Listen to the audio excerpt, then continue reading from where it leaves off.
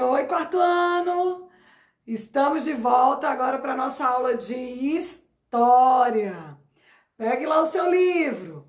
Vamos desenrolar esse dia, vamos terminar, vamos fazer tudo, que amanhã tem festa!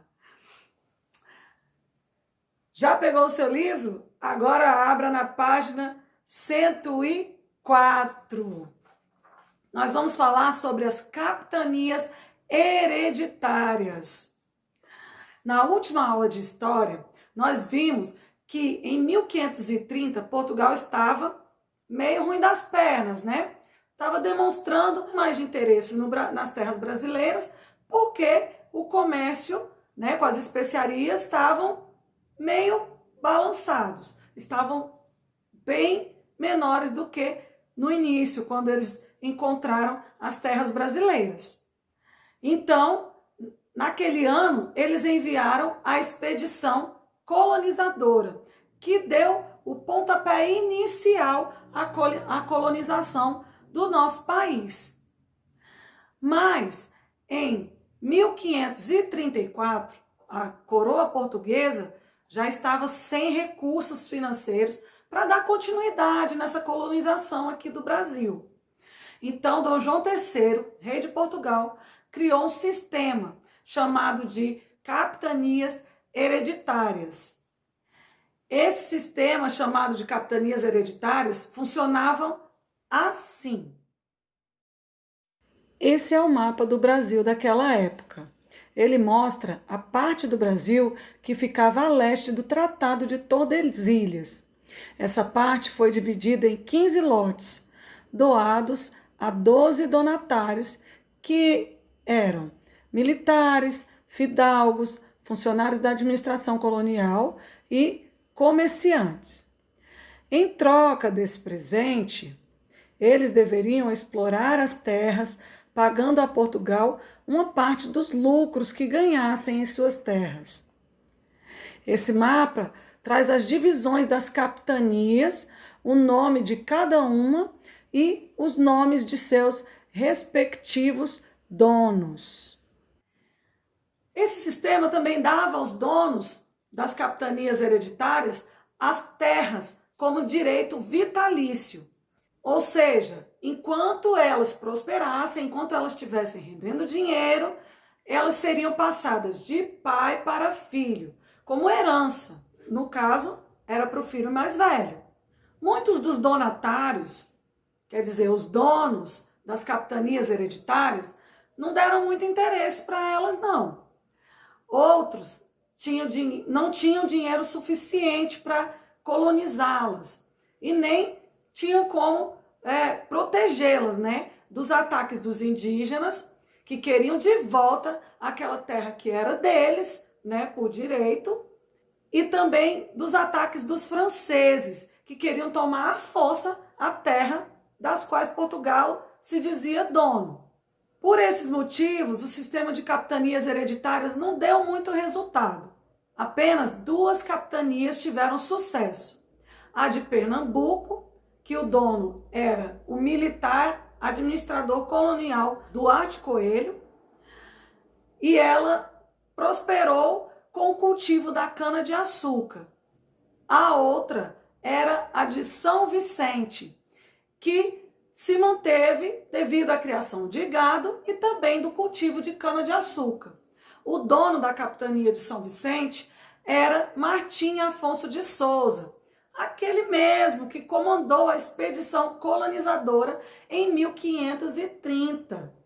A colonização do Brasil não foi fácil, e uma das dificuldades enfrentadas por todos que se dirigiam ao nosso país era a falta de mapas que identificassem melhor as terras encontradas. Os cartógrafos europeus dependiam dos navegantes que lhes traziam informações para que eles elaborassem melhor os mapas, facilitando assim o reconhecimento das novas terras, tanto as brasileiras quanto as outras que eles estavam colonizando. Esses navegantes passaram por viagens muito perigosas e essas navegações ficaram conhecidas como as grandes navegações. Os pioneiros, os primeiros a dar esse pontapé inicial nas grandes navegações foram os portugueses. E logo após eles, os espanhóis. Para finalizar, observe como era o mapa-mundi feito pelos europeus em 1482. Agora vamos para nossas atividades que serão nas páginas 106, 107 e 108. Questão 1. Ligue cada donatário à sua capitania. Observe as informações da página 104. Ou, se preferir, olhe o mapa que foi colocado aqui no vídeo. Dá um pause, dá um zoom e olha direitinho. Os donatários são Duarte Coelho, Pero de Góes, Pero Lopes de Souza e Vasco Fernandes Coutinho. As capitanias são São Tomé, Espírito Santo, Pernambuco e Itamaracá. Questão 2.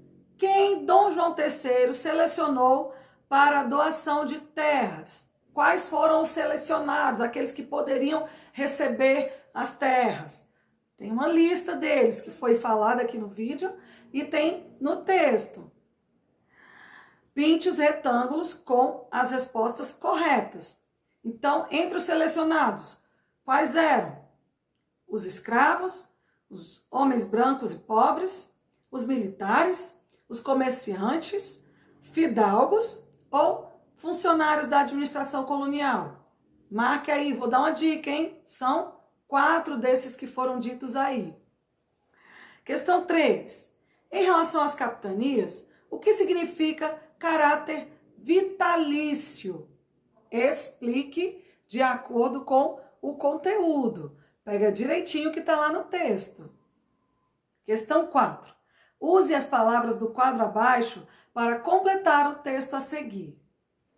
São Vicente, capitanias hereditárias, 15, Pernambuco e cana-de-açúcar. Então, leia com cuidado o trecho que foi retirado do nosso texto e preencha com essas palavras do quadro, tá bom?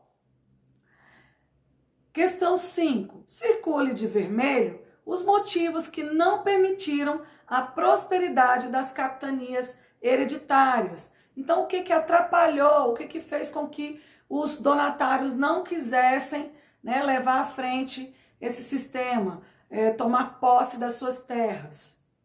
As opções são: falta de recursos para colonizar, as capitanias tinham grandes extensões de terra, não havia donatários para cuidar das capitanias hereditárias, ou ataques frequentes dos índios e dos franceses. São 2 corretas, tá? Questão 6. Complete as informações a seguir. Letra A. Rei que decidiu adotar o regime de capitanias hereditárias. Qual era o rei de Portugal naquela época? Letra B. Como se chamava a pessoa que era favorecida com capitanias? Então, qual era o nome dado àqueles que receberam as capitanias? Letra C.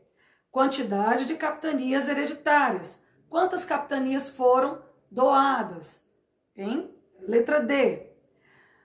Cargos ou títulos das pessoas importantes escolhidas para serem os donatários das capitanias hereditárias. Então, quem eram essas pessoas? Faziam parte de quais grupos? Questão 7. Organize as letras e descubra o nome das 2 capitanias que prosperaram. Você pode organizar as letras ou você pode ir até o texto e descobrir quais eram as 2 e encontrar as letras a quais elas pertencem. Questão 8.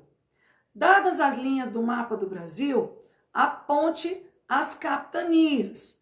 Então, tem aí um mapa do Brasil naquela época, ainda separado pelo Tratado de Tordesilhas, e as setas que indicam quais foram as capitanias, tá? Então, você vai colocar uma por uma na ordem que elas aparecem no mapa da página 104. Realize suas atividades com carinho e atenção e, caso precisem da minha ajuda, é só chamar, eu estou à disposição. E vamos lá, animação! Já está chegando o dia da festa. É amanhã, hein? Beijo, beijo, tô aqui à disposição.